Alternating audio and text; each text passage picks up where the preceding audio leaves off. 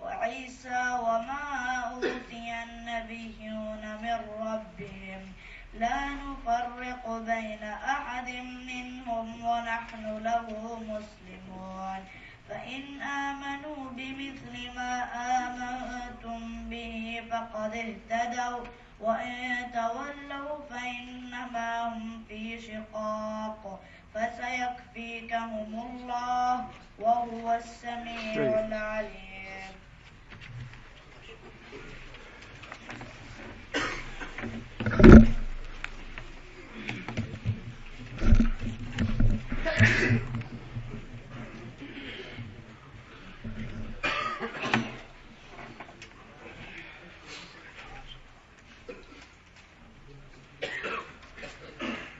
اعوذ باللہ من الشیطان الرجیم بسم اللہ الرحمن الرحیم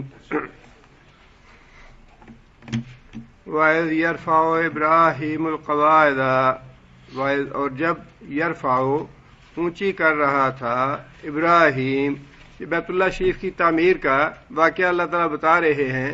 اللہ تعالیٰ نے حضرت ابراہیم علیہ السلام کو حکم دیا کہ میرا گھر تعمیر کرو، اور حضرت ابراہیم علیہ السلام نے اپنے بیٹے سے بھی دریافت کیا کہ اللہ تعالیٰ نے مجھے یہ کام کرنے کا حکم دیا ہے، تم اس معاملے میں میرے ساتھ تعاون کرو گے؟ حضرت اسماعیل نے کہا کہ ہاں میں تعاون کروں گا۔ پھر اس کے بعد دونوں باپ بیٹے نے شروع کر دی تعمیر اللہ کے گھر کی۔ ابراہیم علیہ السلام دیواریں چنتے رہے اور اسماعیل علیہ السلام پتھر ڈھوتے رہے، لا کے دیتے رہے۔ اس وقت کا واقعہ اللہ تعالیٰ نے بیان فرمایا ہے، اور جیسا کہ میں نے عرض کیا یہ آیات قبلہ کی تحویل سے پہلے یہ دراصل تمہید ہے اس بات کی۔ پہلے تو بنی اسرائیل کے اور مشرکین کے اللہ تعالیٰ نے جرائم گنوا دیے اور بنی اسرائیل کو بتا دیا کہ تم اب اس اہل ثابت نہیں ہوئے کہ امامت کا منصب تمہارے پاس رہے، اور اس کے بعد یہ بتایا کہ انبیاء جتنے بھی ہیں ان سب کا دین ایک ہی تھا اور تم ان سب کے دین سے منحرف ہو چکے ہو۔ ابراہیم علیہ السلام کا صرف تم نام لیتے ہو، لیکن جو دین ابراہیمی ہے، ملت ابراہیمی ہے، وہ تمہارے ہاتھ میں نہیں ہے، وہ اس کو تم چھوڑ چکے ہو۔ اور اب جس امت کو میں یہ مذہب عطا کر رہا ہوں وہ دین ابراہیمی پہ بھی ہے، دین نوح پہ بھی ہے، دین اسماعیل پہ بھی ہے، دین اسحاق پہ بھی ہے، دین موسیٰ پہ بھی ہے، دین عیسیٰ پہ بھی ہے، اور پھر بالآخر دین محمد صلی اللہ علیہ وسلم پہ ہے، اس لیے کہ دین جو ہے میرا وہ سارے انبیاء ایک ہی لے کر آئے ہیں۔ شریعت اور نبوت جو ہے اس کی تعلیم اور اس کے احکام جو تھے وہ سارے کے سارے ایک ہی ہیں، فروعات میں اختلاف ہے لیکن ان کی بنیادوں میں اختلاف نہیں ہے، لہٰذا اب تم اس حال نہیں رہے۔ اب یہ ساری اس کی تمہید ہے کہ ابراہیم علیہ السلام نے گھر کی تعمیر فرمائی اور ہم نے ان کو امام بنایا، اور اس کے بعد جتنے بھی انبیاء آئے وہ سارے کے سارے دین ابراہیمی پہ تھے، وہ ملت ابراہیمی ہی پہ ان کو ہم نے بھیجا، اور وہ جتنے بھی احکام تھے یا بنیادیں تھی دین کی ساری کی ساری وہی تھیں۔ اللہ فرماتے ہیں کہ جب ابراہیم علیہ السلام بنیادیں اٹھا رہے تھے، قواعدہ جمع ہے قاعدہ کی، قاعدہ کا معنی بنیادیں اٹھا رہے تھے، من البیت اللہ کے گھر کی، بیت اللہ شریف کی، و اسماعیل علیہ السلام کا نام جو ہے وہ تھوڑا بعد میں لیا، اس لیے کہ وہ بطور معاون تھے، اصل تعمیر جو تھی وہ تو جس کو اللہ نے امامت دی اس کے ذمہ تھا یہ کام کہ میرا گھر تعمیر کرو۔ اللہ فرماتے ہیں گھر تعمیر بھی کر رہے تھے اور اس کے ساتھ ساتھ دونوں باپ بیٹا یہ دعا کر رہے تھے، ربنا تقبل منا انک انت السمیع العلیم، ربنا اے ہمارے پروردگار، تقبل تو قبول فرما لے، منا ہم سے جو بھی خدمت ہم کر رہے ہیں تیرے گھر کی، انکا بے شک انت السمیع العلیم تو خوب سننے والا اور خوب جاننے والا ہے۔ یہاں ایک بڑی بات یہ معلوم ہوتی ہے کہ ابراہیم علیہ السلام نے تو اللہ تعالیٰ کی طرف سے جتنے بھی امتحان آئے، جتنے بھی ابتلائیں یا آزمائشیں آئیں، ان سب میں الحمدللہ اللہ تعالیٰ نے خود فرمایا کہ ابراہیم نے ہمارے سارے امتحان پورے کیے اور ہم نے ابراہیم کو امام بنا دیا. اس کے بعد اللہ کے گھر کی تعمیر بھی ایک بہت بڑا اعزاز تھا ابراہیم علیہ السلام کے لیے. لیکن ان ساری باتوں کے باوجود ابراہیم علیہ السلام کو معلوم تھا کہ مجھے امام بنا دیا گیا ہے, میری ساری محنت جو ہے اللہ نے قبول فرما لی ہے, اور یہ اعزاز کے طور پہ اللہ نے مجھے حکم دیا ہے کہ میں اپنا گھر بنانا چاہتا ہوں, تم میرا گھر بناؤ. لیکن اس کے باوجود اللہ کے حضور درخواست یہی ہے کہ یا اللہ جو بھی میں خدمت کر رہا ہوں تو اسے اپنے فضل سے اور اپنی رحمت سے قبول فرما دے. اب ابراہیم علیہ السلام کے بعد اور کسی تو کوئی گنجائش نہیں رہتی کہ کوئی یہ سمجھے کہ دین کا بڑا کام کر دیا ہم نے, دین کی بڑی خدمت کر دی ہم نے. وہ ذات جس کو اللہ نے خود سرٹیفکیٹ دے دیا کہ میں نے تمہاری خدمات کی وجہ سے, تمہاری اطاعت اور فرما برداری کی وجہ سے, تمہاری قربانیوں کی وجہ سے ساری دنیا کا تمہیں امام بنا رہا ہوں, اس کے باوجود وہ امام اللہ کے دین کی خدمت کرتے ہوئے, اللہ کے حکم کی اطاعت کرتے ہوئے ساتھ ساتھ دعا یہ مانگ رہا ہے کہ یا اللہ اپنے فضل سے اور اپنی مہربانی سے میری اس خدمت کو قبول فرما لینا. اور حق یہی ہے کہ ابراہیم علیہ السلام کے بارے میں تو اللہ نے فرما دیا کہ ابراہیم الذی وفا کا حق ادا کر دیا اس نے. اور ابراہیم علیہ السلام کے بعد یا انبیاء کے بعد رسول اکرم صلی اللہ علیہ وسلم کے بارے میں بھی صحابہ کرام نے یہ گواہی دے دی, ادیتا یا رسول اللہ, بلغتا یا رسول اللہ, حق ادا کر دیا اللہ کے رسول, آپ نے جو پیغام پہنچانا تھا اللہ تعالیٰ کا وہ آپ نے پہنچا دیا. لیکن اس کے باوجود نہ تو حضرت ابراہیم علیہ السلام کے دل میں لمحہ بھر کے لیے یہ بات آئی کہ میں نے اللہ کے دین کی کوئی بڑی خدمت انجام دی ہے اور مجھے اللہ نے امام بنا دیا ہے, اور نہ ہی رسول اکرم صلی اللہ علیہ وسلم سے اللہ تعالیٰ نے اتنا کام لے لیا اور حکم یہی دیا اذا جاء نصر اللہ والفتح ورأیت الناس یدخلون فی دین اللہ افواجا فسبح بحمد ربک واستغفرہ انہ کان توابا. استغفار بھی کر اور اللہ کی حمد و ثنا بھی کر. اور ہر انسان کا, اور ہماری تو سچی بات یہ ہے کہ انبیاء یا اس کے بعد جن لوگوں نے دین کی خدمت کی ذرہ برابر اس کی کوئی حقیقت نہیں. اتنی حقیر ہے یہ بات, اتنی حقیر ہے یہ بات کہ ہمیں تو ویسے ہی شرم آنی چاہیے کہ اللہ کے دین کی کوئی خدمت ہے یہ, لیکن اتنی بھی ہمارے لیے گراں ہے. حضرت عمر رضی اللہ تعالیٰ عنہ فوت ہونے لگے, حضرت عبداللہ بن عباس آئے, زخم لگے ہوئے تھے, خون بہہ رہا تھا.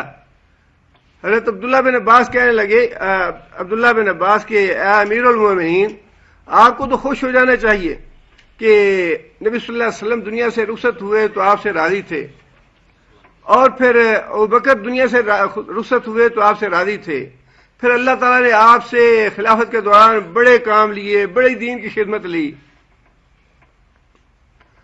حضرت عمر رضی اللہ تعالیٰ نے فرمایا کہ واللہ جو مجھے بے چینی ہے اس وقت وہ میرے زخم کی وجہ سے نہیں ہے, بلکہ مجھے بے چینی اس بات کی ہے کہ اب مسلمانوں کے معاملات کا کیا بنے گا, میرے بعد خلافت کون سنبھالے گا اور کون اس کی حفاظت کرے گا مسلمانوں کے معاملات کی. اور پھر ساتھ ہی یہ بات کہنے لگے واللہ لو ان لی تراء الارض ذهبا, کہ اللہ کی قسم اگر میرے پاس روئے زمین کے برابر سونا ہوتا آج, لافتدیتہ بہ من عذاب اللہ عز وجل, اللہ کے عذاب سے بچنے کے لیے میں سارے کا سارا فدیہ کر دیتا, صدقہ دے دیتا. اتنی خدمت کی, اور نبی صلی اللہ علیہ وسلم نے ایک دفعہ نہیں کئی دفعہ جنت کی بشارت بھی دی حضرت عمر کو. بعد میں تھے نبی صلی اللہ علیہ وسلم نے صحابی سے کہا کہ کوئی آدمی یہاں دروازے میں بیٹھو تاکہ کوئی آدمی اندر نہ آئے. کسی نے دروازہ کے نہ کیا, کھٹکھٹایا تو رسول اللہ صلی اللہ علیہ وسلم سے پوچھا خادم نے کہ یا رسول اللہ کوئی آدمی آیا ہے. فرمایا کہ اچھا جو آنے والا ہے اس کو آنے دو اور اس کو جنت کی بشارت دے دو. خادم نے دروازہ کھولا, حضرت ابوبکر صدیق رضی اللہ تعالیٰ عنہ سے. دوبارہ آدمی کوئی آیا, خادم نے پھر عرض کی یا رسول اللہ کوئی آدمی آیا ہے. فرمایا کہ اچھا اس آدمی کے لیے دروازہ کھول دو اور آنے والے کو جنت کی بشارت دے دو. دروازہ کھولا تو حضرت عمر رضی اللہ تعالیٰ عنہ تھے، اور پھر تیسری مرتبہ حضرت عمر تشریف لائے اور ان کے لیے بھی نبی صلی اللہ علیہ وسلم نے جنت کی بشارت کے الفاظ استعمال فرمائے۔ ایک دوسری حدیث میں ہے کہ نبی صلی اللہ علیہ وسلم نے فرمایا، خود حضرت عمر کو بتایا کہ عمر میں نے خواب میں دیکھا کہ مجھے ایک محل دکھایا گیا ہے، اور اس محل میں ایک کونے میں نے دیکھا کہ کوئی خاتون وضو کر رہی ہے۔ میں نے پوچھا کہ یہ محل کس کا ہے؟ تو مجھے بتایا گیا کہ یہ محل تو عمر کا ہے رضی اللہ تعالیٰ عنہ، اور میرا جی چاہا کہ میں اندر جا کے تمہارا محل دیکھوں، لیکن پھر مجھے تمہاری غیرت یاد آ گئی، میں اندر نہیں گیا۔ حضرت عمر عرض کرنے لگے یا رسول اللہ، رونے لگے حضرت عمر رضی اللہ تعالیٰ عنہ کہ یا رسول اللہ، کیا میں آپ کے معاملے میں غیرت کرتا؟ اور پھر اس کے علاوہ بھی بہت دفعہ نبی صلی اللہ علیہ وسلم نے اشاروں کنایوں میں بھی اور واضح الفاظ میں بھی جنت کی بشارت دی، لیکن اس کے باوجود یہ معلوم تھا، نبی صلی اللہ علیہ وسلم نے یہ بھی بتایا کہ میں نے خواب دیکھا ہے، میں نے پانی نکالا ڈول سے، پھر اس کے بعد ابو بکر نے نکالا ہے، اور اللہ تعالیٰ اس کو معاف فرمائے، اس نے 2 یا 3 ڈول نکالے لیکن کمزوری سے نکالے، اور پھر اللہ تعالیٰ خوش رکھے عمر کو کہ اس کے بعد اس نے ڈول نکالا اور بڑے قوت سے اور بڑی طاقت سے ڈول نکالا، اتنا ڈول نکالا کہ سارے آدمیوں کو سیراب کر دیا اس نے۔ فرمایا کہ یہ عمر کی خدمت ہے دین کے لیے۔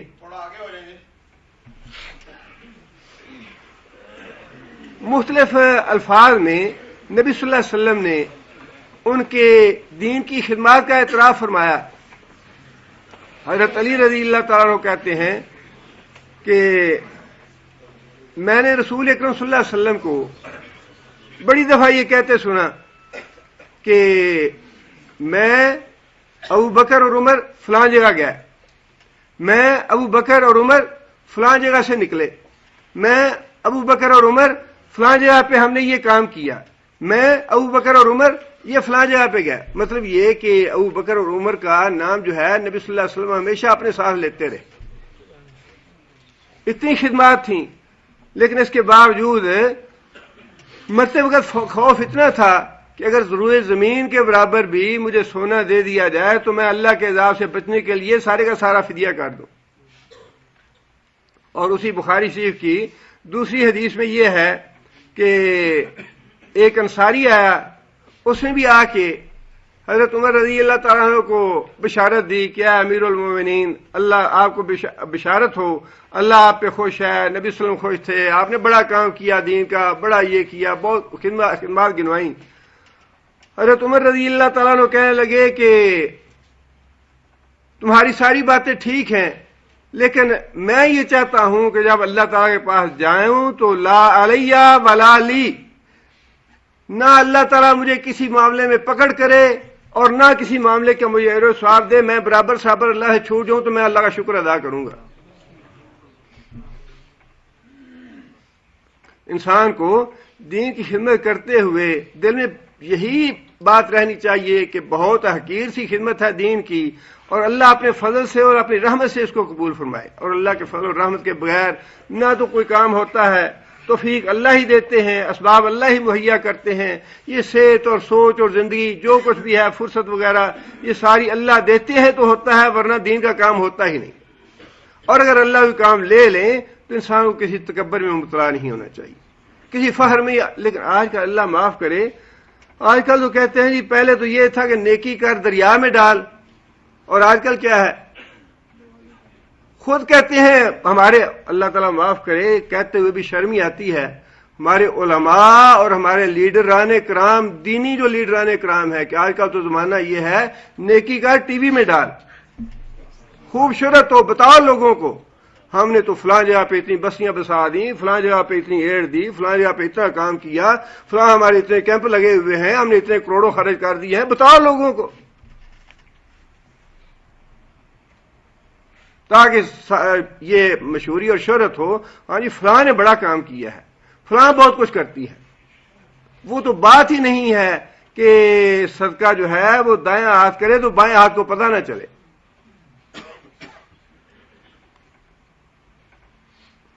ابراہیم علیہ السلام نے بھی اللہ تعالیٰ سے یہی درخواست کی کہ یا اللہ، جو حقیر خدمت ہے میری، تو اپنے فضل سے اور اپنی رحم سے اس کو قبول فرما لے۔ بے شک تو خوب سننے والا اور جاننے والا ہے.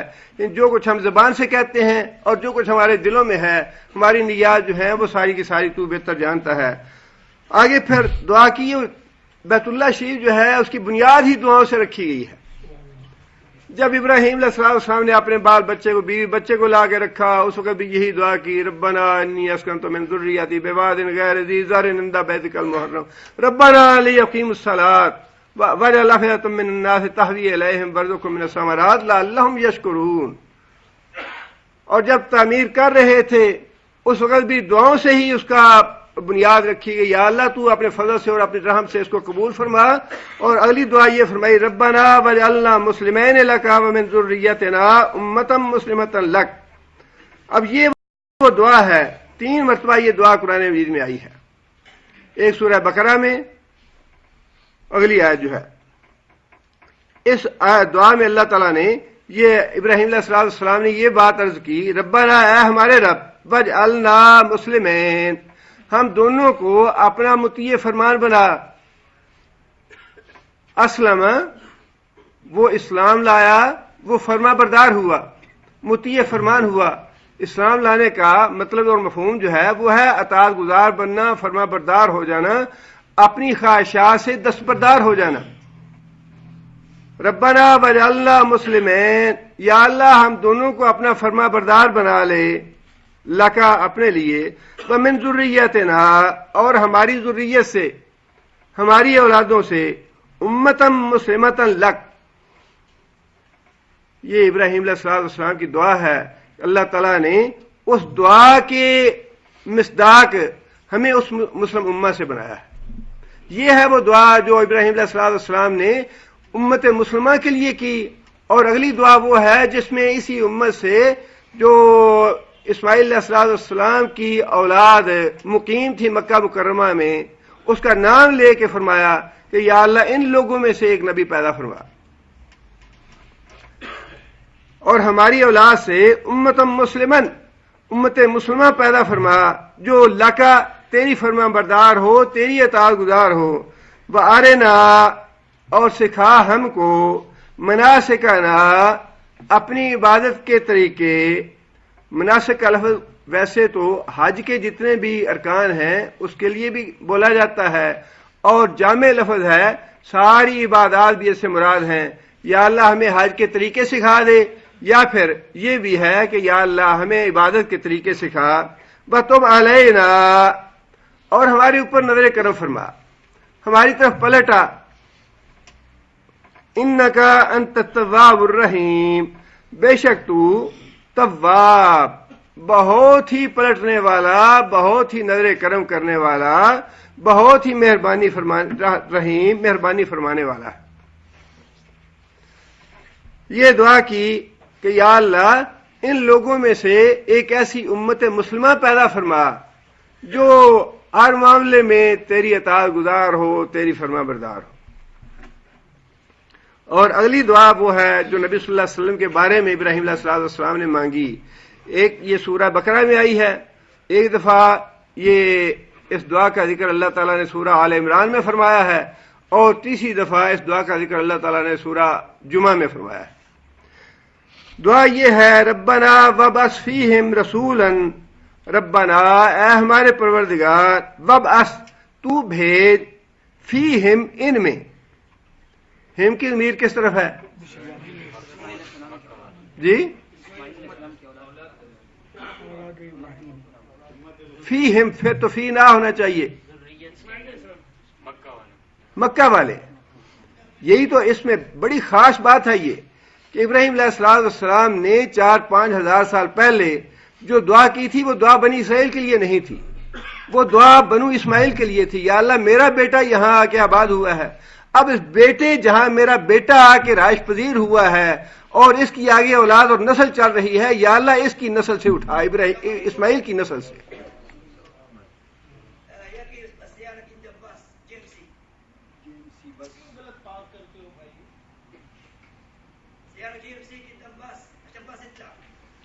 کسی آدمی کی گاڑی غلط پارک ہوئی ہے،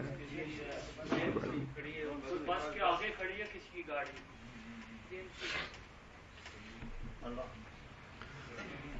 ہم کی ضمیر جو ہے یہ بنو اسماعیل کے لیے ہے جو وہاں اس وقت آ کے آباد ہوئے تھے،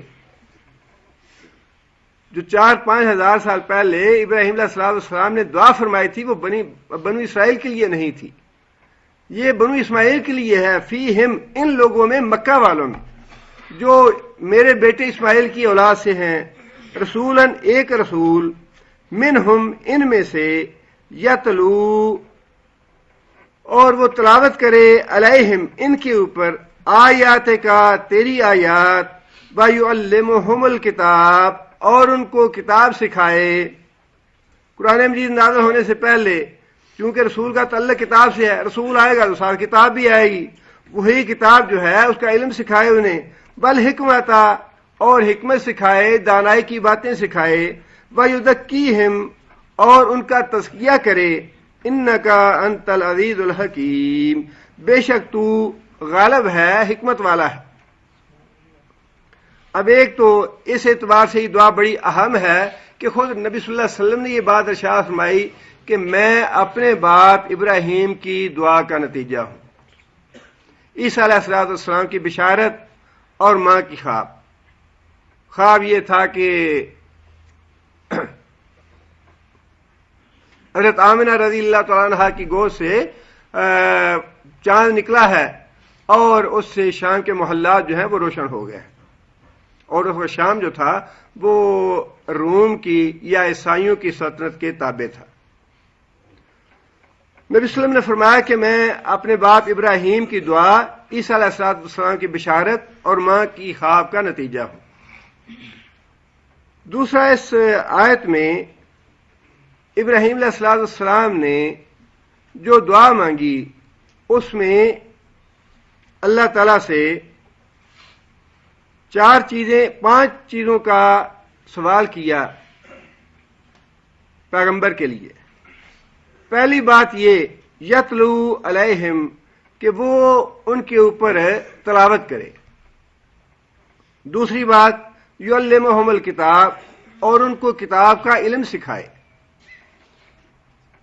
اور تیسری بات، والحکمت، ان کو حکمت سکھائے۔ اور اگلی بات، یزکیہم، ان کا تزکیہ کرے۔ یہ ساری باتیں جو ہیں یہ ترتیب وار ہیں اور ان سب کا الگ الگ اجر و ثواب ہے اور الگ الگ ان کی اہمیت ہے۔ یہاں پہ اللہ تعالیٰ نے کار نبوت میں سے سب سے پہلا مرحلہ جو ہے وہ تلاوت کرنے کا بتایا ہے، جس کا مطلب یہ ہے کہ قرآن مجید کی تلاوت جو ہے یہ بذات خود مطلوب ہے اور اس کا بہت اجر و ثواب ہے۔ اگر ایک آدمی، جیسے ترتیب اللہ نے یہاں بتائی ہے، مطلوب یہی ہے کہ اس کا ترجمہ اور تفسیر بھی سیکھی جائے، لیکن یہ کسی کے ذہن میں غلط فہمی نہیں رہنی چاہیے کہ قرآن مجید کی اگر سمجھ نہ آئے تو پڑھنے کا کیا فائدہ۔ یہ ایک ایسا، کیا کہنا چاہیے، فضول کلمہ اور اتنا کثرت کے ساتھ بولا جاتا ہے کہ اس میں تو بڑی بے ادبی اور گستاخی ہے قرآن مجید کی۔ ٹھیک ہے، اگر ایک انجینئرنگ کی کتاب ہے یا ڈاکٹری کی کتاب ہے یا لا کی کتاب ہے، اگر اس کو بچہ نہیں سمجھ سکتا نہ پڑھے، اس کا کوئی فائدہ نہیں ہے۔ اگر سمجھ نہیں آتی اس کو پڑھنے کا واقعی کوئی فائدہ نہیں ہے۔ لیکن قرآن مجید جو ہے یہ تو دنیا کی ساری کتابوں سے الگ ایک کتاب ہے۔ دنیا کی کتابوں سے کیا تعلق ہے اس کا؟ کوئی ایسی کتاب ہے جو 7 آسمانوں سے اوپر سے آئی ہو؟ کوئی انجینئرنگ کی کتاب یا کوئی ڈاکٹری کی کتاب یا لا کی یا ہسٹری کی یا ادبیات کی کوئی کتاب ہے جو آسمانوں سے نازل ہوئی ہو؟ یہ کتاب تو وہ ہے کہ اللہ کے رسول نے خود فرمایا کہ ابشروا، جب تم اس کتاب کی تلاوت کرتے ہو، اور یہ ساری حدیثیں تلاوت کے لیے ہیں، اس کی تفہیم کے لیے یا اس کے معنی کے لیے، اس کی تفسیر کے لیے نہیں ہے۔ فرمایا کہ ابشروا، بشارت ہو تمہیں جب تم قرآن مجید کی تلاوت کرنے لگتے ہو تو قرآن مجید یہ اس کا ایک سرا جو ہے اللہ کے ہاتھ میں ہوتا ہے اور دوسرا سرا قاری کے ہاتھ میں ہوتا ہے، جس کا مطلب یہ ہے کہ اللہ کا اور بندے کا براہ راست تعلق جڑ جاتا ہے اس کتاب کے ذریعے۔ اللہ کے رسول نے فرمایا کہ اس کے ایک ایک حرف پہ 10 نیکیاں ہیں، اور حرف بھی اللہ، مثال نبی صلی اللہ علیہ وسلم نے اس حرف کی دی یا اس لفظ کی دی جس کا فی الواقع معنی کسی کو بھی معلوم نہیں ہے، فرمایا کہ الف لام میم کو میں ایک حرف نہیں کہتا بلکہ یہ 3 حروف ہیں، یہ 3 حروف پڑھنے والے کو بھی 30 نیکیاں ملتی ہیں۔ اگر تفہیم سے یا اس کے تدبر سے یا اس کی سمجھ سے یا تفسیر اور تشریح سے ہی فائدہ ہوتا ہے تو پھر اس کا مطلب یہ ہے کہ اللہ کے رسول نے یہ جو بات فرمائی اس سے تو محروم ہو گئے لوگ، لیکن اللہ کے رسول نے محروم نہیں رکھا، فرمایا کہ 30 نیکیاں ملتی ہیں اس آدمی کو بھی جو الف لام میم کہتا ہے۔ اور پھر اس کے علاوہ بھی تلاوت کے بارے میں رسول اللہ صلی اللہ علیہ وسلم نے فرمایا کہ جو آدمی اللہ اور اللہ کے رسول کی محبت اپنے دل میں پیدا کرنا چاہے، اللہ اور اللہ کے رسول کی محبت اپنے دل میں پیدا کرنا چاہے، اسے چاہیے کہ وہ قرآن مجید کی تلاوت کرے۔ اب اس سے بڑی بات اور کیا ہو سکتی ہے؟ اور یہ ساری باتیں جو ہیں یہ اسی طرح ہیں کہ اگر کوئی آدمی قرآن مجید کا معنی یا مفہوم سمجھتا ہے یا نہیں سمجھتا، اس کے اثرات ضرور ہیں۔ ایک واقعہ ہمارے ایک عالم نے اپنے تقریر میں بتایا کہ ایک آدمی فوت ہو گیا، بعد میں کسی وجہ سے اس کی قبر کھولنی پڑی، قبر کھولی گئی تو اس کی قبر میں گلاب کے پھول وغیرہ اور بڑی خوشبو بھی آئی۔ اب لوگوں کو معلوم تھا کہ قبر میں آدمی کی تدفین کرتے ہوئے نہ تو کسی نے خوشبو ڈالی ہے نہ گلاب کے پھول ڈالے ہیں، آدمی بھی ان پڑھ تھا۔ چنانچہ لوگوں نے اس کی بیوی سے پوچھا کہ کوئی خاص عمل تمہارے علم میں ہے جو یہ کرتا ہو، جس کی وجہ سے اللہ تعالیٰ نے اس کی اتنی عزت افزائی کی ہے، اتنی اللہ نے پذیرائی کی ہے اس کی۔ اس عورت نے کہا کہ یہ آدمی تو ان پڑھ تھا، جاہل تھا، لیکن ایک بات اس کی مجھے بڑی اچھی لگتی تھی، وہ بات یہ ہے کہ روزانہ جب یہ صبح کی نماز پڑھ کے آتا تھا تو قرآن مجید کو کھول لیتا تھا، اس کو پڑھنا نہیں آتا تھا، لیکن صرف اپنی انگلی جو ہے وہ ایسے ہر سطر پہ پھیرتا اور یہ کہتا یا اللہ یہ بھی سچ ہے، یا اللہ جو تو نے یہ فرمایا ہے یہ بھی سچ ہے، یا اللہ یہ بھی سچ ہے، یا اللہ یہ بھی سچ ہے، بس اس طرح کرتا تھا، پڑھ نہیں سکتا تھا۔ وہ عورت کہنے لگی کہ اس عمل کے علاوہ اور کوئی خاص عمل تو اس کا مجھے نہیں لگتا۔ انہوں نے کہا کہ یہی ایک عمل جو ہے قرآن مجید سے محبت کا اور اس کو سچا جاننے کا، اس کی تصدیق کرنے کا، یہی اللہ کو اتنا پیارا لگا کہ یہ جانتا ہے یا نہیں جانتا کیا لکھا ہے، لیکن اس بات کی تصدیق تو کرتا ہے کہ جو اللہ نے نازل کیا وہ سچ ہے۔ اللہم لک الحمد انت قیام السماوات والارض انت الحق و قولک الحق و وعدک الحق، یا اللہ تیری بات سچی، تیرے وعدے سچے، حمد اور ثنا تیرے ہی لیے ہے۔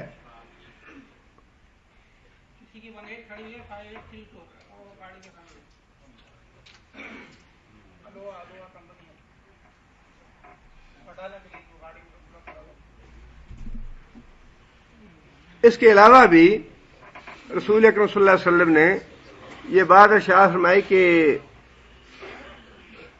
جو شخص تہجد کی نماز میں قرآن مجید کی 10 آیتیں پڑھ لے، بعض جگہ پہ تو 2 3 صفحے میں 10 آیتیں پوری ہوتی ہیں اور بعض جگہ پہ آدھے صفحے میں 10 آیتیں پوری ہو جاتی ہیں، اللہ تعالیٰ نے اس کا امتیاز نہیں کیا کہ لمبی آیتیں ہوں یا چھوٹی آیتیں ہوں، فرمایا کہ جو بھی آدمی 10 آیتیں تلاوت کر لے تہجد کی نماز میں، اس کے لیے وہ آیتیں دنیا مافیہ کی ساری دولت سے زیادہ افضل ہیں اور بہتر۔ اب اس بات کا ہمیں یہاں تو احساس نہیں ہوتا، لیکن یؤمنون بالغیب اگر ہے فی الواقعی پھر تو ہمیں ایسا ہی سمجھنا چاہیے کہ دنیا میں جتنی بھی دولت ہے، جس کی انسان تمنا کرتا ہے، لالچ کرتا ہے، دھوکے اور فریب دیتا ہے، جھوٹ بولتا ہے، لڑائی جھگڑے کرتا ہے، قتل و غارت کرتا ہے، ان سب سے یہ 10 آیتیں جو ہیں وہ افضل ہیں۔ اور پھر فرمایا کہ جو آدمی رات کو 10 آیتیں پڑھ کے سوتا ہے، اللہ تعالیٰ اس کو غافل بندوں میں شمار نہیں کرتے کہ وہ اللہ سے غافل نہیں ہے۔ اور پھر اسی طرح فرمایا کہ جو آدمی 100 آیتیں پڑھ لیتا ہے رات سونے سے پہلے، اللہ تعالیٰ اس کو ساری رات کے قیام کا ثواب دیتے ہیں۔ اور فرمایا کہ جو آدمی 1000 آیتیں پڑھ لے، اللہ تعالیٰ اس کے لیے اجر و ثواب کا بہت بڑا خزانہ اسے عطا فرماتے ہیں۔ یہ سارا اجر و ثواب جو ہے یہ قرآن مجید کی تلاوت کا ہے. اس لیے تلاوت کے بارے میں یہ غلط فہمی دور کر دینی چاہیے کہ جس آدمی کو ترجمہ نہیں آتا، تفسیر نہیں آتی، تشریح نہیں آتی، اس کے پڑھنے کا کوئی فائدہ نہیں. بہت فائدہ ہے اور بڑی خیر و برکت ہے. جن بچوں کو قرآن مجید حفظ کراتے ہیں انہیں پہلے ترجمہ پڑھاتے ہیں، اور یہ ان لوگوں سے پوچھئے جن لوگوں کے بچوں نے قرآن حفظ کیا ہے کہ قرآن مجید کی کتنی خیر و برکت ہے. انسان تصور نہیں کر سکتا اتنی خیر و برکت ہے قرآن مجید کے پڑھے جانے کی. جن گھروں میں بچے روزانہ ایک پارہ تلاوت کرتے ہیں، حفظ کیا ہوا ہے قرآن مجید، اور اپنی منزل جو ہے وہ پوری کرتے ہیں، ایک پارہ ہے یا 2 پارہ ہے، ان گھروں میں دیکھیے کتنی خیر و برکت اللہ نے دے رکھی ہے، حالانکہ وہ ترجمہ تفسیر نہیں جانتے. لہذا ایک تو یہ غلط فہمی بھی دور ہونی چاہیے، اور دوسرا جتنا بھی زیادہ سے زیادہ انسان کو تلاوت کا اہتمام کر سکے کرنا چاہیے. انسان کے قبر میں بھی نفع دینے والی چیز ہے، اور حشر نشر میں بھی یہ تلاوت انسان کو نفع دینے والی چیز ہے. اور دوسری بات یہ فرمائی وَيُعَلِّمُهُمُ الْكِتَابَ، اور ان کو کتاب کا علم سکھائے. یہ ہے قرآن مجید کی تدریس اور تعلیم کے سے متعلق آیت کا ٹکڑا کہ نبی جو ہے وہ جو کتاب اس کی طرف نازل کی جائے اس کی ان کو تعلیم بھی دے، اس کی تفسیر بھی بتائے، اس کی تشریح بھی کرے. جس کا مطلب یہ ہے کہ اس قرآن مجید سے تعلق کا پہلا جو سٹیپ ہے، پہلا قدم ہے، وہ اس کی تلاوت سیکھنا، تلاوت کرنا ہے. اور جب انسان تلاوت سیکھ لے، اس کی نادرہ قرآن مجید پڑھ لے، اس کا تلاوت کا اپنا معمول بنا لے، تو اس کا مطلب یہ نہیں کہ وہ چھوڑ دے. ٹھیک ہے اور ثواب بڑا ہے اس کا، لیکن مطلوب یہ ہے، واجب یہ ہے کہ جب انسان تلاوت سیکھ لے اس کی تو اگلا سٹیپ اٹھائے اور اگلا قدم اٹھائے، اس کا ترجمہ اور تفسیر بھی پڑھے. یہ بھی واجب ہے، اور یہ کار نبوت میں سے ہے. نبی صلی اللہ علیہ وسلم کو حکم دیا گیا کہ پہلے ان کو تلاوت سکھاؤ، اور تلاوت سکھانے کے بعد دوسرا قدم یہ ہے کہ ان کو اس کا ترجمہ اور مفہوم اور معنی بتاؤ. اس سے انسان کو بے نیاز نہیں ہو سکتا. انسان رخصت تو ہے اس کی کہ جب تک انسان اچھی طرح تلاوت سیکھ نہیں لیتا، ظاہر ہے جب تک وہ ترجمہ اس کا تفہیم نہیں سیکھے گا، لیکن جب اس کی تلاوت سیکھ لے تو پھر اس پہ واجب ہے کہ اگلے قدم میں وہ اس کا ترجمہ اور اس کی تفسیر اور اس کی تشریح وغیرہ سیکھے. نبی صلی اللہ علیہ وسلم نے اس کا بھی، چونکہ نبی صلی اللہ علیہ وسلم کے بعد نبوت ختم ہو چکی، اور یہ کار نبوت جو ہے یہ تو آگے بھی جاری رہنا ہے قیامت تک. رسول اکرم صلی اللہ علیہ وسلم نے بڑا اجر و ثواب بتایا اس کا. بڑی معروف حدیث ہے نبی صلی اللہ علیہ وسلم کی، خیرکم من تعلم القرآن وعلمہ. یہاں پہ ترجمہ و تفسیر کا یہ حدیث ہے، یہ تلاوت والی نہیں ہے.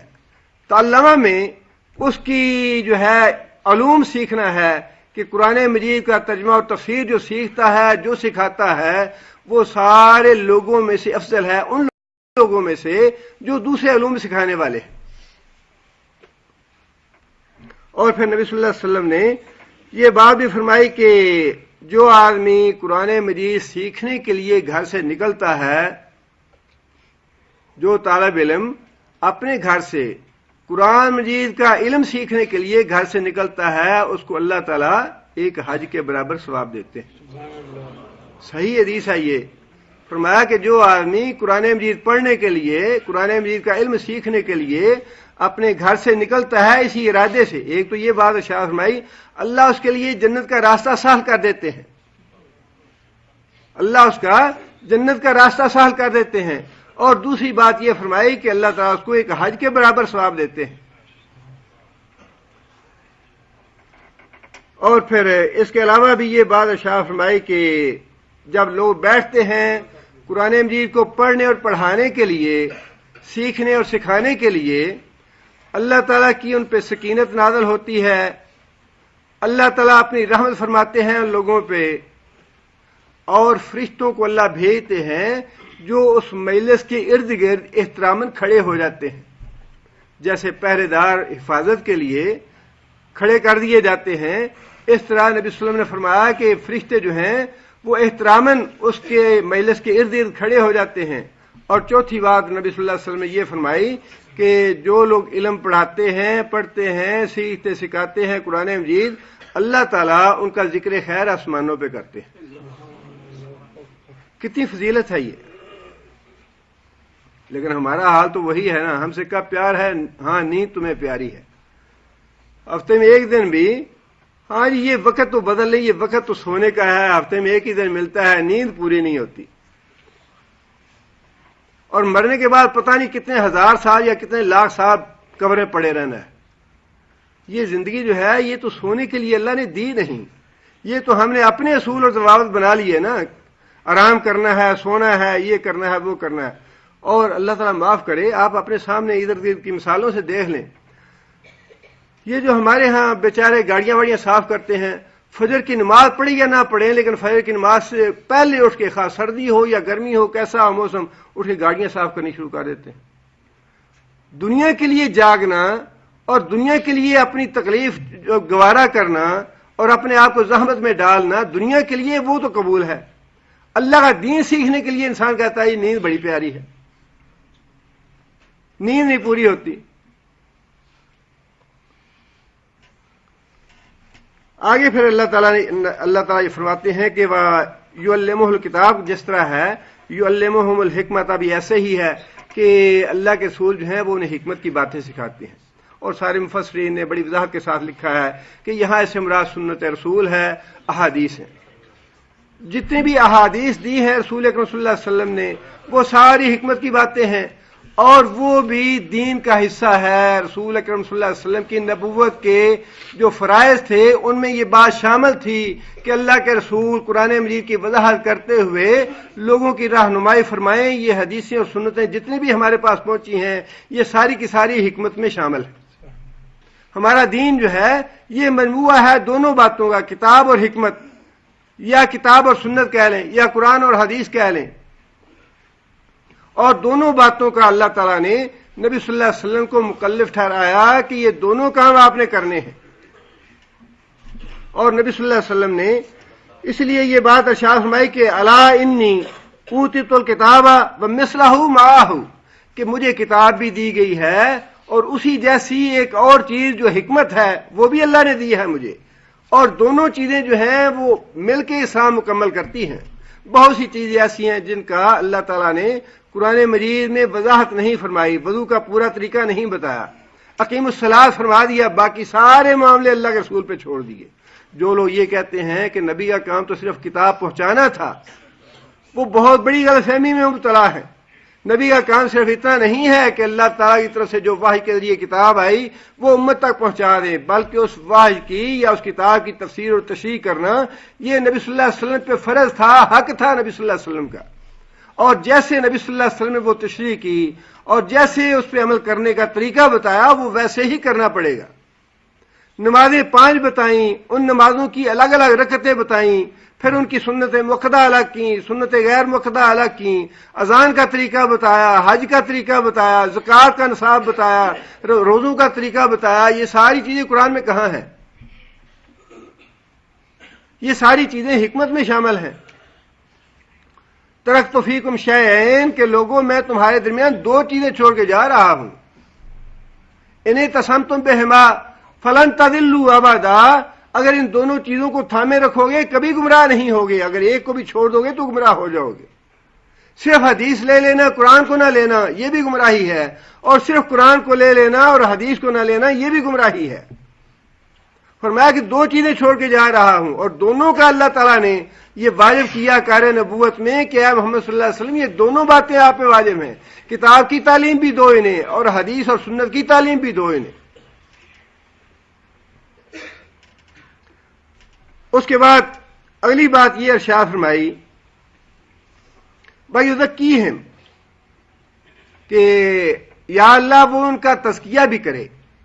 یہ ایک ایسی چیز ہے جس کو اکثر نظر انداز کیا جاتا ہے، اور جو نظر انداز نہیں کرتے وہ اس میں بڑے مبالغے میں پڑ جاتے ہیں۔ تزکیہ اور تعلیم یہ 2 الگ الگ چیزیں ہیں۔ جس طرح اللہ تعالیٰ نے یہاں ان کا ذکر الگ الگ کیا ہے، اسی طرح ان دونوں چیزوں پہ محنت بھی الگ الگ ہے۔ نبی صلی اللہ علیہ وسلم نے تعلیم دے دی قرآن کی بھی حدیث کی بھی، لیکن اگر نبی صلی اللہ علیہ وسلم ان کا تزکیہ نہ فرماتے تو کتاب کی تعلیم کے باوجود بڑے نقائص اور بڑی خامیاں باقی رہ جاتی۔ یہ تو فرما دیا قرآن میں بھی اور حدیث میں بھی کہ زنا حرام ہے۔ اب ایک آدمی اگر آ کے یہ کہتا ہے کہ یا رسول اللہ مجھے زنا کی اجازت دے دیں، اب اس کا کیا علاج؟ نبی صلی اللہ علیہ وسلم نے اس کو تعلیم نہیں دی بلکہ اس کا تزکیہ فرمایا۔ تعلیم تو پہلے سے موجود تھی، لیکن نبی صلی اللہ علیہ وسلم نے، صحابہ کرام نے بہت برا جانا اسے کہ اس آدمی نے کیسی بات کہہ دی۔ نبی صلی اللہ علیہ وسلم فرمایا کہ اس کو میرے قریب کرو۔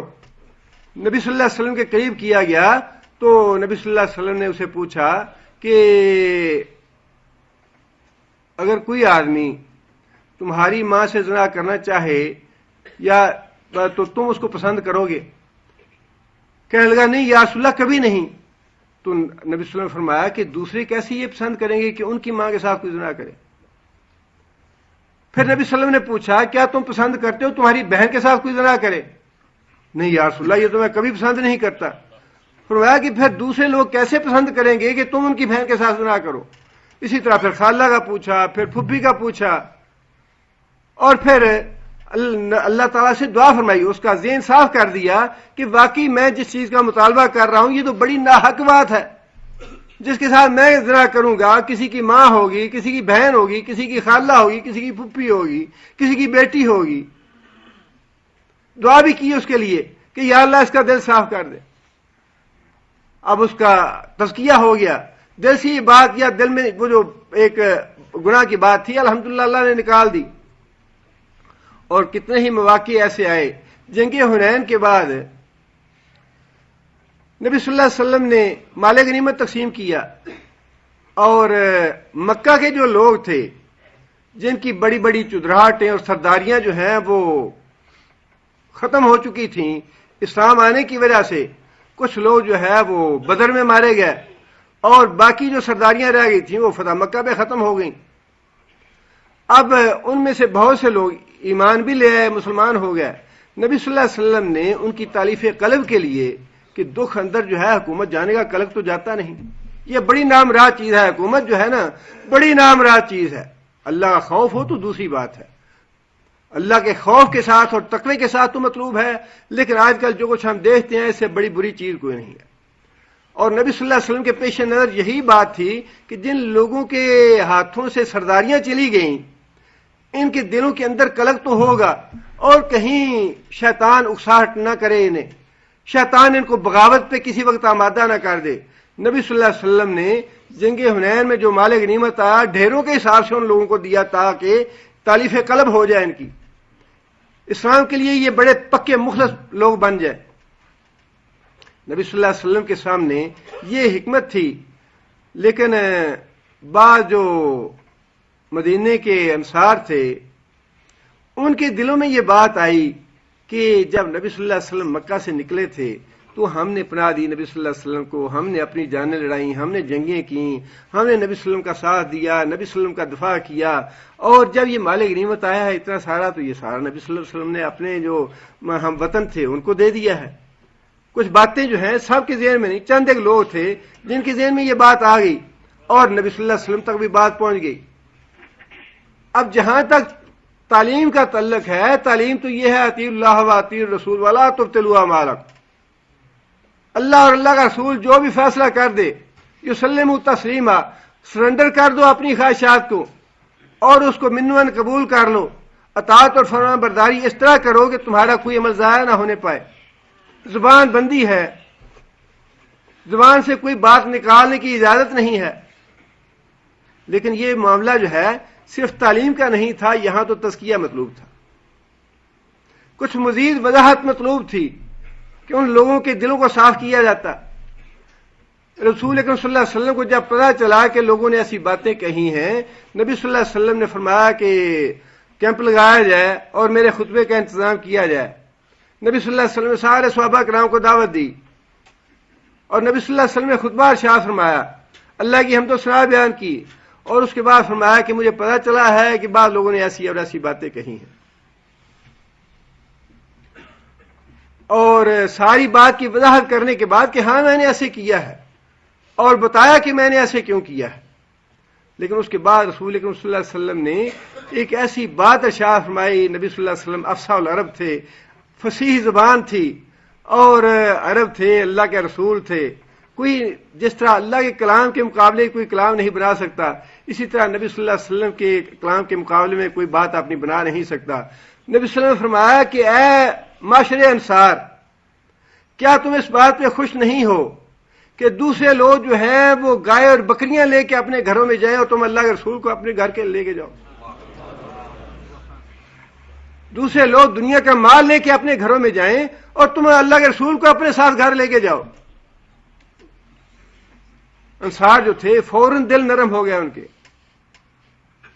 ان کے آنسو نکل آئے، اور انہوں نے عرض کی یا رسول اللہ، ہم میں سے چند ایسے لوگ جنہیں معاملے کا احساس نہیں تھا، نزاکت نہیں تھی، ان کی زبان سے یہ باتیں نکلی، ورنہ ہم میں سے کوئی ایسا آدمی نہیں ہے جو آپ کی اس بات پہ راضی نہ ہو۔ یہ ہے تزکیہ، یہ تعلیم سے ایک ہٹ کے چیز ہے، جو مزکی اور مربی اور معلم جو ہے وہ اپنے شاگرد کی یا اپنے مرید کی کرتا ہے، جو بھی اس کے ساتھ ہے۔ اگر فی الواقعی عالم آدمی ہے، فاضل آدمی ہے، متقی آدمی ہے، صالح آدمی ہے، تو اس کی صحبت میں رہ کے انسان کو اس کا تزکیہ نفس ہوتا ہے، اس بات میں قطعاً کوئی شبہ کی بات نہیں ہے۔ لیکن ہونا متبع سننا چاہیے۔ نبی صلی اللہ علیہ وسلم نے بار بار جو آدمی جس نے آ کے مسجد میں پیشاب کیا، صحابہ نے برا مانا اس کا، نبی صلی اللہ علیہ وسلم نے فرمایا کہ نہیں کرنے دو اسے۔ اس لیے نہیں فرمایا کہ مسجد میں پیشاب کی اجازت ہے، اس لیے نہیں فرمایا، منع ہے پیشاب کرنا، لیکن تزکیہ کا طریقہ یہی تھا کہ اگر تم اس کو ابھی روک دو گے تو اس کا منفی اثر ہوگا، اس کا مثبت اثر نہیں ہوگا۔ پیشاب کی اجازت دے دی اسے، لیکن جب وہ پیشاب کر چکا تو اس کے سامنے ایک تو جگہ کو بھی صاف کروایا، اس کو پتہ چل گیا کہ واقعی یہ جگہ نہیں ہے پیشاب کرنے کی، اور دوسرا اس کو بتایا کہ مسجد جو ہے یہ اللہ کے ذکر کے لیے ہے، اللہ کی عبادت کے لیے ہے، یہاں پیشاب نہیں کیا جاتا۔ یہ ہے تزکیہ نفس، یہ ساری چیزیں مطلوب ہیں۔ اور جیسے میں اکثر آپ کے سامنے یہ گزارش کرتا بھی رہتا ہوں کہ صرف تعلیم مطلوب نہیں ہے قرآن مجید کی، تزکیہ بڑا ضروری ہے۔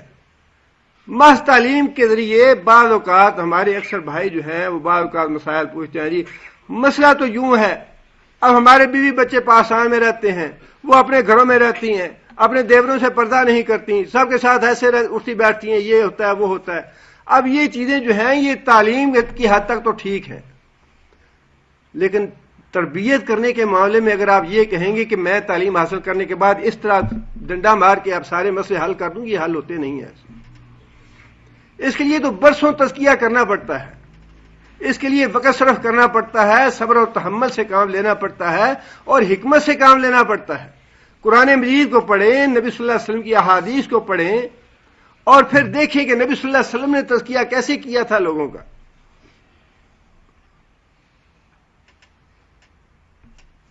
اور یہ ساری باتیں کار نبوت میں سے ہیں، اور ان ساری باتوں پہ درجہ بدرجہ مسلمانوں کو عمل کرنے کی کوشش کرنی چاہیے۔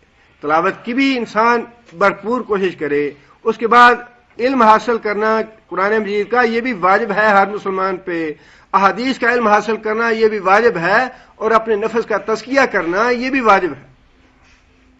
آگے پھر اللہ تعالیٰ فرماتے ہیں، چونکہ یہود کو یہ دعویٰ تھا کہ وہ ملت ابراہیمی پہ ہیں، اس لیے اللہ تعالیٰ نے ان کی یہ غلط فہمی دور کر دی۔ مشرکین مکہ کا بھی یہ دعویٰ تھا کہ ہم ملت ابراہیمی پہ ہیں، یہودی اور عیسائی جو تھے وہ بھی یہ دعویٰ کرتے تھے کہ ہم ملت ابراہیمی پہ ہیں۔ اللہ تعالیٰ نے ان کی یہ غلط فہمی دور فرمائی اگلی آیتوں میں، فرمایا کہ وَمَن يَرْغَبُ عَن مِّلَّةِ إِبْرَاهِيمَ، ومن اور جو شخص، یرغب، یہ رغبت کا لفظ جو ہے یہ بلکہ بعض الفاظ اور بھی ہیں ایسے عربی میں جس کا معنی بعض والا لفظ متعین کرتا ہے۔ یرغبوں کے بعد اگر تو فی یا الا آ جائے، یرغب فی الصلاۃ، اس کا معنی یا الا کسی بھائی الاخوا یا الہ بعد میں آ جائے یا فی بعد میں آ جائے تو یرغب کا معنی خواہش کرنا، رغبت رکھنا، مائل ہونا. اور اگر اس لفظ کے بعد ان آ جائے تو اس کا معنی جو ہے وہ بالکل الٹ جاتا ہے. اس کا مطلب ہے منہ پھیر لینا، نفرت کرنا، دور ہو جانا. یہاں پہ یرغبو کے بعد ان کا لفظ آیا ہے، لہذا یہاں پہ اس کا معنی ہوگا جو آدمی منہ موڑتا ہے، جو آدمی اعراض کرتا ہے. ملت ابراہیم، ملت کا معنی دین، یہاں دین کے معنوں میں ملت کا لفظ استعمال ہوا ہے. دین اور ملت یہ ہم معنی ہیں، لیکن ملت کی خصوصیت یہ ہے کہ یہ لفظ صرف انبیاء کے ساتھ استعمال ہوتا ہے. دین جو ہے وہ انبیاء کے ساتھ بھی استعمال ہوتا ہے اور عام آدمی کے ساتھ بھی استعمال ہوتا ہے. ملت کا لفظ جو ہے یہ صرف انبیاء کے ساتھ استعمال ہوتا ہے. ملت ابراہیم، جو شخص منہ موڑے ابراہیم کے دین سے، الا من صفح نفسہ،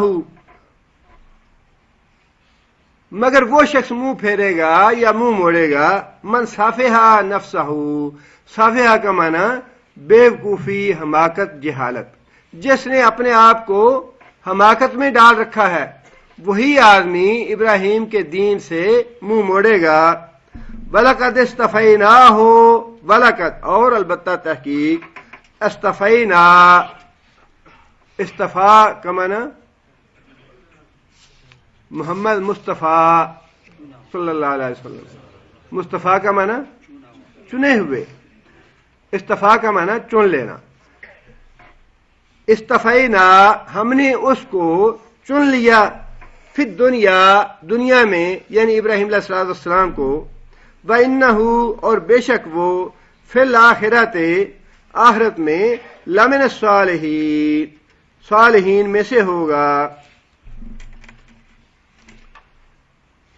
آگے اللہ فرماتے ہیں کہ اذ قال لہ ربہ اسلم، اب اللہ تعالیٰ نے کیوں چنا ابراہیم علیہ السلام کو، اس کی وجہ بھی بتا دی کہ ہم نے ابراہیم کو کیوں چنا امامت کے لیے.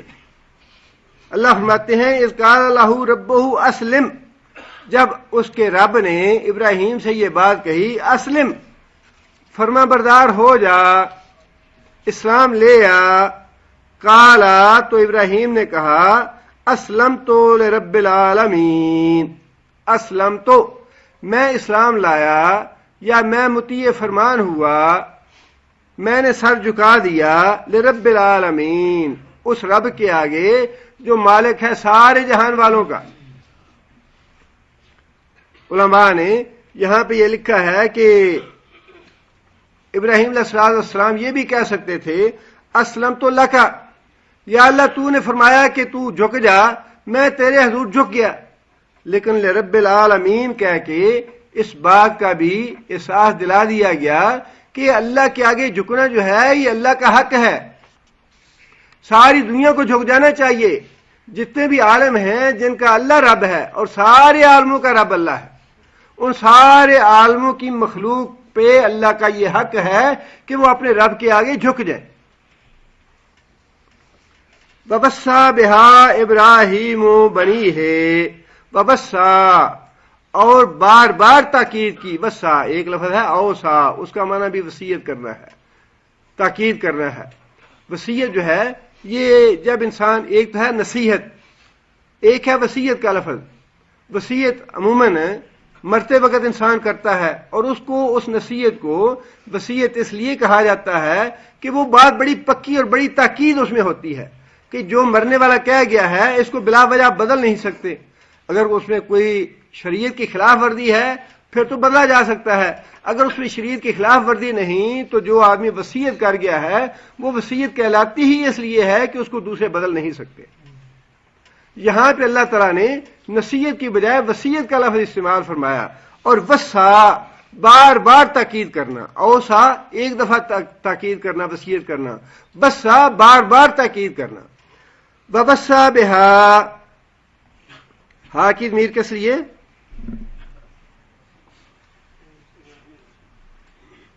وبسا بہا، تاکید کی ابراہیم نے اس کی، کس کی؟ جھک جانے کی.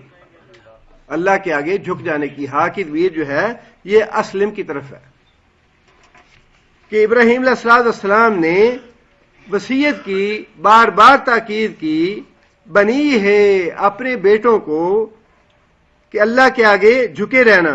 یعقوب، اور یعقوب نے بھی اپنے بیٹوں کو یہی وصیت کی کہ اللہ کے آگے جھکے رہنا.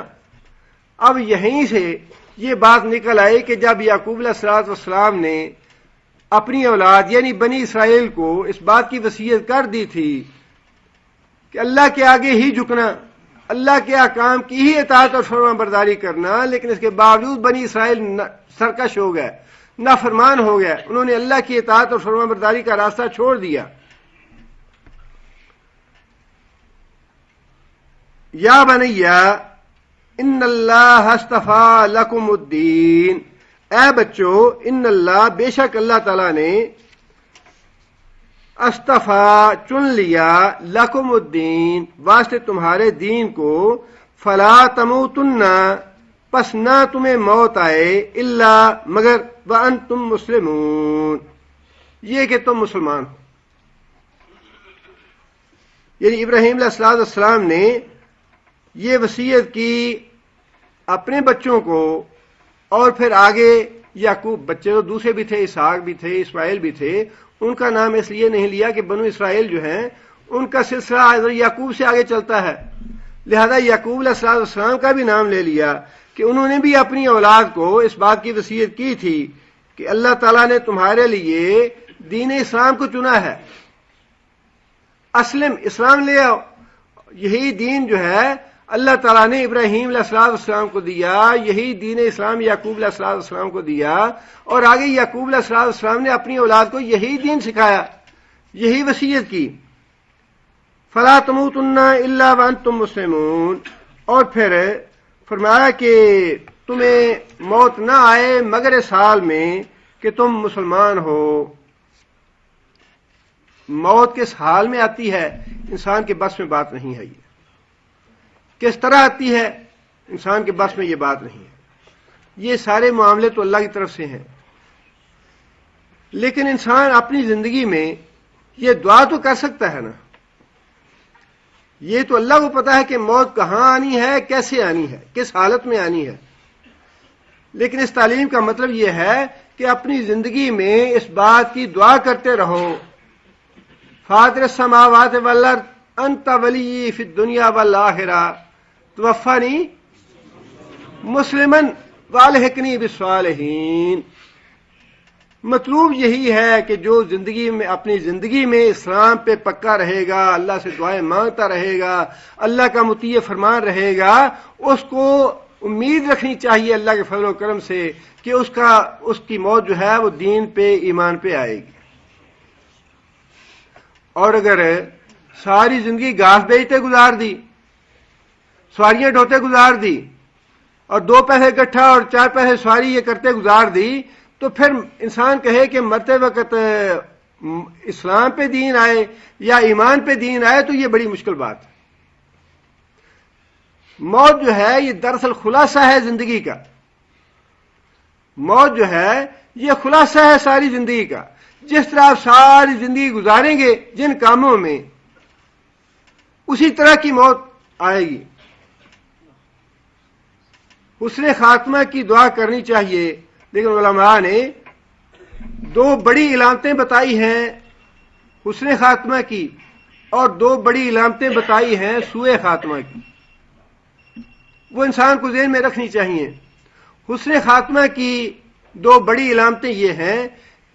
پہلی علامت تو یہ ہے کہ انسان کا عقیدہ توحید بڑا پکا ہو، موحد ہو، انسان کے عقیدے میں شرک کی آمیزش نہ ہو.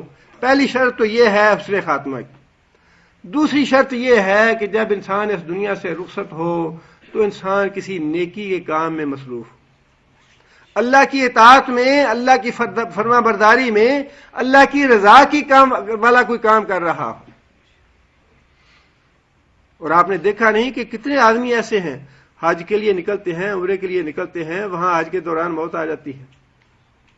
کتنے آدمی ایسے ہیں اعتکاف میں بیٹھے ہیں، اعتکاف میں بیٹھے بیٹھے موت آ گئی. اور ایسی مثالیں بھی ہیں کہ لوگ نماز پڑھتے ہیں، سجدے میں ہیں، دوران نماز اللہ تعالیٰ نے روح قبض کر لی. حسن خاتمہ کی علامت ہے یہ. اس کے علاوہ بھی اگر کوئی انسان اللہ کی رضا والا کام کر رہا ہے تو وہ حسن خاتمہ کی علامت ہے. اور سوء خاتمہ کی علامت یہ ہے انسان کا عقیدہ شرک والا ہو، اس کے عقیدے میں شرک کی آمیزش ہو. اور دوسری علامت یہ ہے کہ جب اس دنیا سے جائے تو اللہ کی نافرمانی والا کوئی کام کر رہا ہو، بینک سے سود لے کے تجارت کر رہا ہو، رشوت لے کے اپنے کاروبار چلا رہا ہو، کسی کا مال غصب کر رکھا ہو، کسی یتیم یا کسی بیوہ پہ ظلم کر رہا ہو اور اسی حال میں توہین رسالت کر رہا ہو اور توبہ نہ کرے اور اللہ اس کی جان لے لے گولیاں مار کے. جو بھی آدمی ہے یہ اللہ تعالیٰ معاف کرے اور اللہ سے پناہ مانگنی چاہیے سوء خاتمہ کی. یہ ساری علامتیں سوء خاتمہ کی ہیں. اور یہی تاکید کی. اور پھر قرآن مجید میں بھی اللہ تعالیٰ نے یہ بات ارشاد فرمائی، یا ایھا الذین آمنوا اتقوا اللہ حق تقاتہ ولا تموتن الا وانتم مسلمون. اللہ تعالیٰ سے اس طرح ڈرتے رہو جس طرح ڈرنے کا حق ہے. اللہ سے اس طرح ڈرتے رہو جس طرح ڈرنے کا حق ہے. مطلب یہ ہے کہ گھر کی چار دیواری کے اندر ہو تب بھی اللہ کا ڈر تمہارے ذہن پہ ہو، گھر سے باہر ہو تب بھی، رات ہو دن ہو، جو بھی لمحہ ہو، جو بھی وقت ہو، جو بھی جگہ ہو، اللہ کے ڈر سے تمہارا دل کبھی خالی نہ رہے. اس حالت میں تمہیں موت آنی چاہیے. فاعبد ربک حتی یاتیک الیقین. اپنے رب کے آگے سر جھکائے رکھو، عبادت کرتے رہو، بندگی کرتے رہو، حتی یاتیک الیقین، حتیٰ کہ تمہیں موت آ جائے. اپنی موت کے وقت تک مطلوب ہے کہ یہ زندگی جو ہے یہ بڑی مشکل زندگی ہے. سچی بات، پل صراط ہے یہ زندگی. جس طرح مطالبہ کیا ہے اللہ اور اللہ کے رسول نے، یہ پل صراط ہے. یہ عیش کی جگہ یا رنگینیاں کرنے کی جگہ یا کھیکھلی کرنے اور ہنسنے کی جگہ نہیں ہے. بیٹی نے پوچھا، بھائی تابعین میں سے کوئی صاحب تھے، بیٹی نے پوچھا کہ بھائی آپ ساری رات جاگتے رہتے ہیں، پہلو بدلتے رہتے ہیں، کیا بات ہے، بیمار ہیں آپ یا کوئی تکلیف ہے آپ کو؟ باپ نے کہا، بیٹی نہ بیمار ہوں، نہ تکلیف ہے، نہ کوئی پریشانی ہے، بیٹے جہنم کی آگ سونے نہیں دیتی.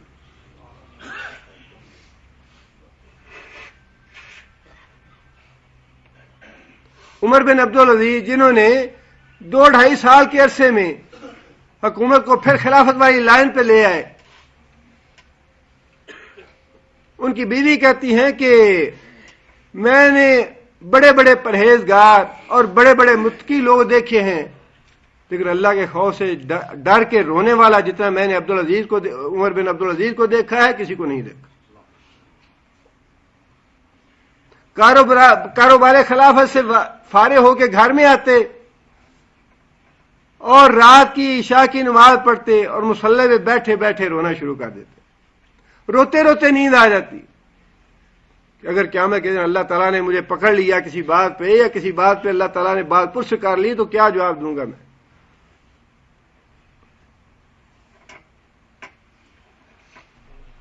حکم یہ ہے کہ انسان زندگی کے آخری لمحے تک اللہ کی عبادت میں معمولی سا کوتاہی بھی نہ کرے.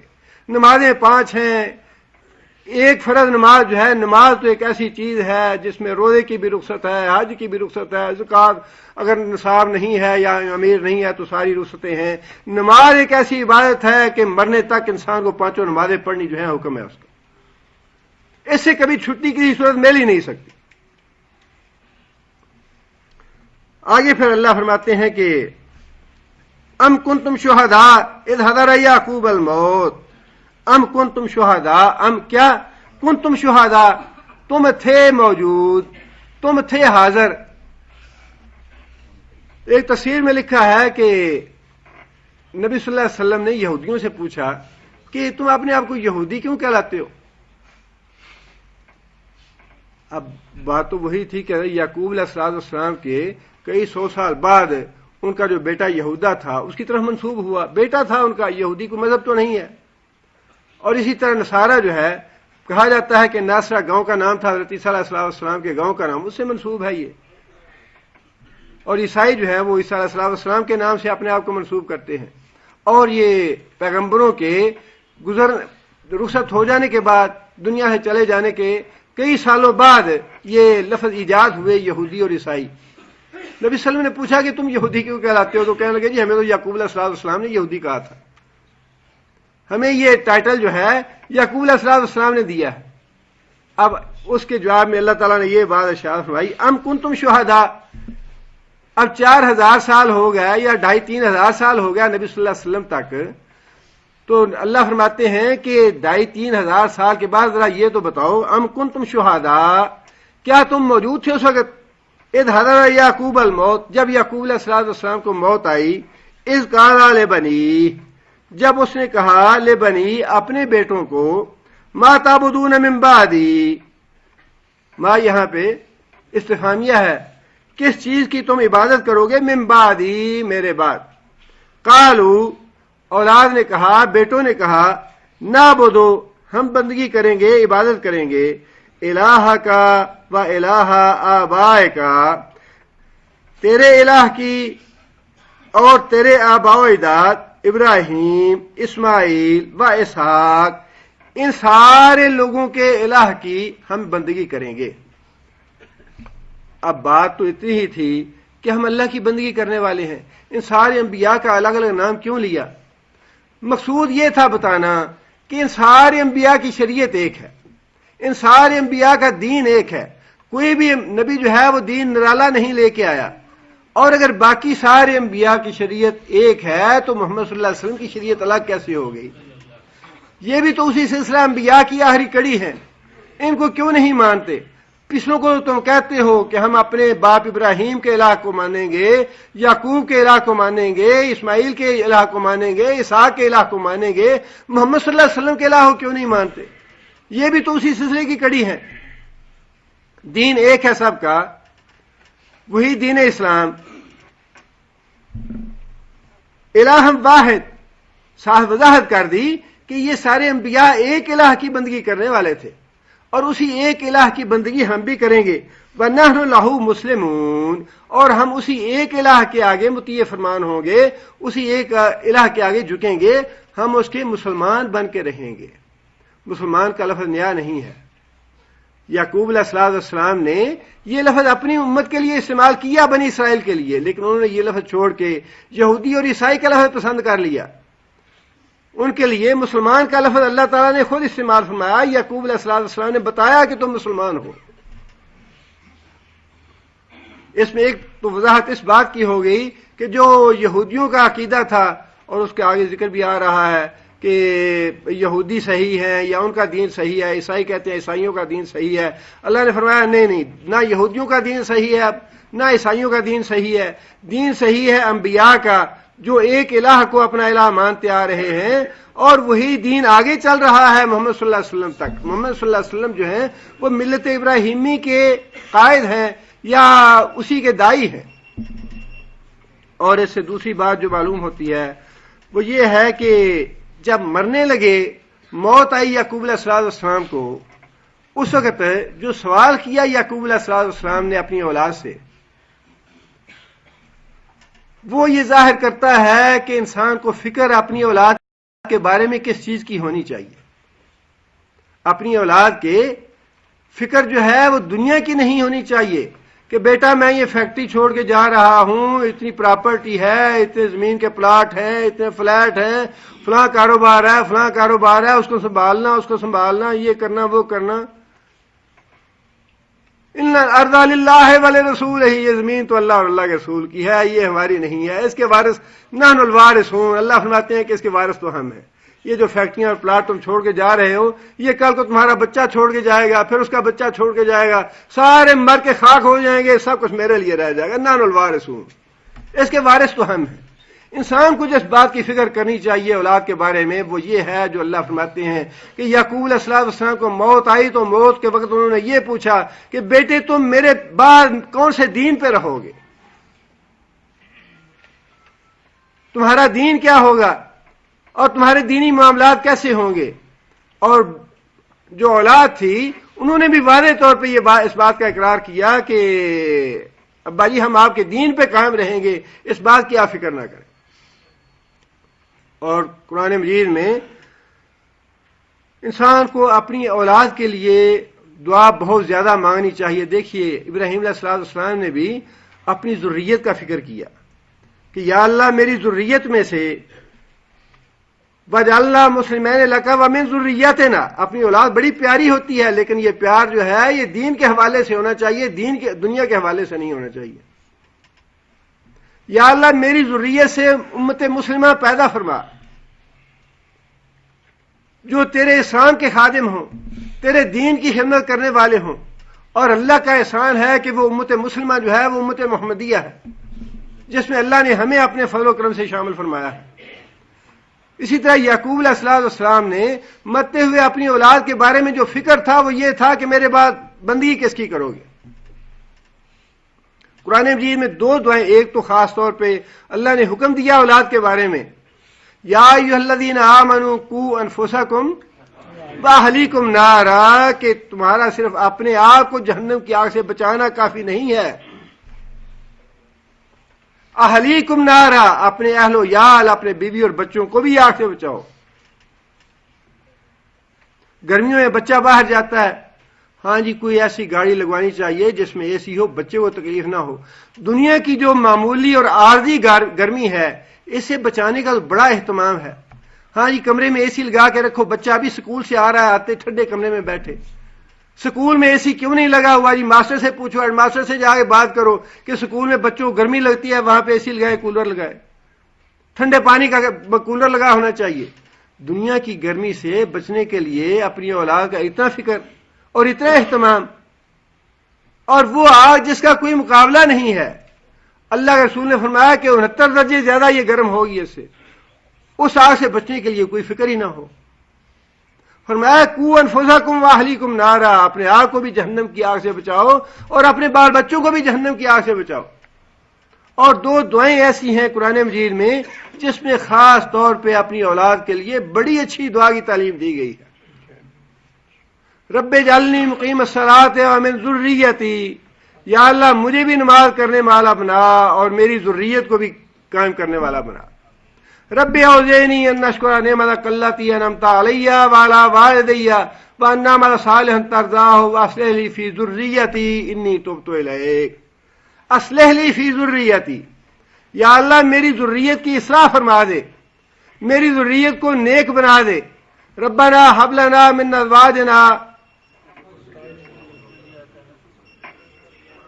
وذریاتنا قرۃ اعین واجعلنا للمتقین اماما. یہ ساری دعائیں جو ہیں یہ انسان کی ذریت کے لیے, اپنی اولاد کی دین کی فکر کے لیے, بھلائی کے لیے ہیں. یہ ساری دعائیں انسان کو مانگنی چاہیے.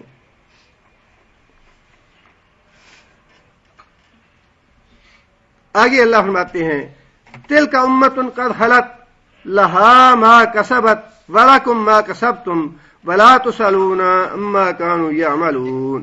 تلک امۃ, یہ ایک جماعت تھی. کون سی؟ انبیاء کی. یہاں امت سے مراد انبیاء کی جماعت ہے. یعنی یہ جو جماعت ہے انبیاء کی, قد خلت, یہ تو گزر گئی, فوت ہو گیا, چلے گیا دنیا سے, رخصت ہو گیا. لہا ما کسبت, اور ان کے لیے جو انہوں نے کمائی کی. قرآن مجید جو ہے وہ بار بار انسانی اعمال کے لیے کسب کا لفظ استعمال کرتا ہے, کمائی کا, اس لیے کہ جو انسان کمائی کرتا ہے اگر جائز ہے اور حلال ہے اس کے بھی اثرات ہیں, اور اگر حرام کمائی ہے اس کے بھی اثرات ہیں. اسی طرح اعمال جو ہیں ان کے بھی اثرات ہیں. اگر اعمال نیک ہیں اس کے اثرات آپ پہ بھی ہیں, آپ کی اولاد پہ بھی ہیں. حرام کمائی کما کے آپ اپنی اولاد کو بھی بچوں کو کھلائیں, آپ کی اولاد کبھی فرمان بردار نہیں ہوگی, ہمیشہ نافرمان ہوگی. یہ بڑی فیصلہ کن بات ہے کہ حرام کمائی سے کبھی فرمان بردار اور نیک اولاد ہو نہیں سکتی. نیک کمائی ہوگی اس میں فرمان بردار نیک اور صالح اولاد ہوگی. اسی طرح اعمال کا معاملہ ہے، نیک اعمال ہیں، اس کے اثرات آپ کی زندگی پہ بھی ہیں اور آپ کے گھر کی زندگی پہ بھی، آپ کے بال بچوں پہ بھی اس کے اثرات ہیں، اور اگر برے اعمال ہیں تو اس برائی کے اثرات آپ کی ذات پہ بھی ہوں گے، آپ کے بال بچوں پہ بھی ہوں گے۔ اس لیے قرآن مجید بار بار اعمال کو کسب کہتا ہے، اعمال کے لفظ کی بجائے کسبت، جو انہوں نے کمایا، وَلَكُمْ مَا كَسَبْتُمْ، اور واسطے تمہارے جو تم نے کمایا۔ مراد ہے بنی اسرائیل، یہودی اور عیسائی، کہ وہ ایک جماعت تھی جن کے ساتھ تم اپنی نسبت جوڑتے ہو کہ ہم ملت ابراہیمی پہ ہیں، ہم اسحاق علیہ السلام اور یعقوب علیہ السلام کے دین پہ ہیں، ان سے تم اپنی نسبت جوڑتے ہو۔ فرمایا وہ تو ایک پاک جماعت تھی، قدوسیوں کی جماعت تھی جو دنیا سے جا چکی، جو ان کے اعمال ہیں وہ ان کے ساتھ، جو تمہارے اعمال ہیں وہ تمہارے ساتھ۔ وَلَا تُسْأَلُونَ عَمَّا كَانُوا يَعْمَلُونَ، لا تسالون، تم سے سوال نہیں کیا جائے گا، عَمَّا كَانُوا يَعْمَلُونَ، جو عمل وہ کرتے رہے، تمہارے اعمال تمہارے لیے، ان کے اعمال ان کے لیے۔ دماغ سے یہ بات نکال دو کہ ہماری نسبت ابراہیم علیہ السلام کے ساتھ ہے تو ہم بخشے جائیں گے۔ وہ نیک لوگوں کی جماعت تھی جو گزر چکی، ان کے اعمال کا فائدہ ان کو ہوگا، تمہیں نہیں ہوگا۔ لہا ما کسبت وعلیہا ما اکتسبت، جس نے جو کچھ کمایا ہے وہ اس کے لیے ہے۔ یہ نسبت سید زادے اور پیر زادے اور فلاں زادے، اسلام نے اس کی قطعی طور پہ نفی کی ہے کہ کوئی بھی پیر زادہ یا سید زادہ اس لیے بخشا نہیں جائے گا کہ یہ سید صاحب کا بیٹا ہے یا پیر صاحب کا بیٹا ہے۔ یہ اس لیے اگر کوئی بخشا جاتا تو نوح علیہ السلام کا بیٹا بہت بڑا سید زادہ تھا، اس سے بڑا سید زادہ دنیا میں اور کوئی نہیں ہو سکتا۔ یہ نسبت جو ہے یہ کسی کام کی نہیں ہے۔ اللہ نے فرمایا کہ کام آنے والی چیز جو ہے، یومئذ یصدر الناس اشتاتا لیروا اعمالہم، قیامت کے دن ایک ایک تم آؤ گے اللہ کی بارگاہ میں، کوئی پارٹی نہیں ہوگی، کوئی جماعت نہیں ہوگی، کوئی جتھا نہیں ہوگا۔ آج تو پارٹیوں جماعتوں کا یہ حال ہے کہ ایک بات کی جماعت کے خلاف کرتا ہے تو پوری جماعت جو ہے وہ ایسے بھیڑوں کے چھتے کی طرح جو ہے وہ ساری اس کے خلاف ہو جاتی ہے، اور دفاع کرتے ہیں اپنے لیڈر کا، اپنے رہنما کا۔ ہمارے لیڈر کے بارے میں یہ کہ خواہ وہ اللہ تعالیٰ معاف کرے کیسے معاملات ہیں، اللہ ہی بہتر جانتے ہیں۔ سب سے بڑی حماقت اور سب سے بڑی بیوقوفی یہ ہے انسان دوسرے کے گناہ اپنے سر پہ لے۔ لیڈر جو ہیں جماعتوں کے وہ کیسے ہیں سب کو پتا ہے، سارے لٹیرے اور ڈاکو ہیں، اور جو آدمی دفاع کرتا ہے وہ ان کے گناہ اپنے سر لیتا ہے۔ اللہ نے اس بات کی سختی سے تردید فرما دی، اپنے اپنے اعمال جو ہیں تمہارے کام آئیں گے، الگ الگ آؤ گے تم اللہ کی بارگاہ میں، اچھے اعمال ہوں گے اچھی جزا لو گے، اور اگر برے اعمال ہیں تو پکڑے جاؤ گے، سزا ہوگی۔ آگے پھر انشاءاللہ باقی میں اگلے درس میں بیان کروں گا۔ سبحان ربک رب العزت عما یصفون وسلام علی المرسلین۔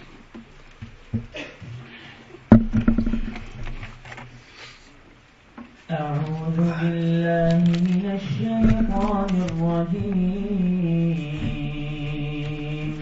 وإذ يرفع إبراهيم القواعد من البيت وإسماعيل ربنا تقبل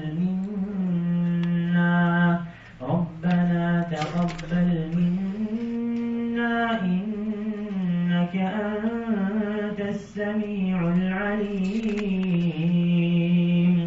ربنا واجعلنا مسلمين لك ومن ذريتنا أمة مسلمة لك وأرنا مناسكنا وتب علينا إنك أنت التواب الرحيم ربنا وابعث فيهم رسولا منهم يتلو عليهم آياتك ويعلمهم الكتاب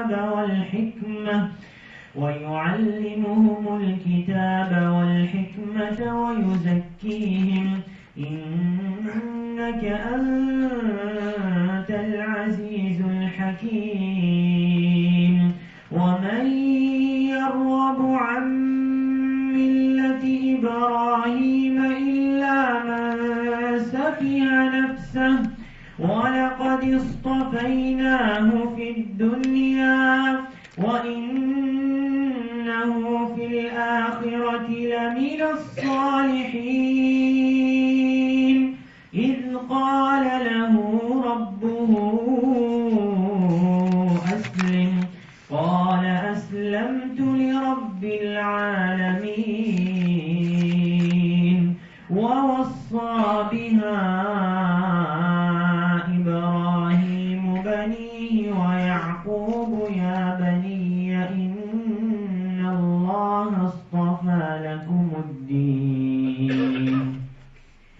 إن الله اصطفى لكم الدين فلا تموتن إلا وأنتم مسلمون أم كنتم شهداء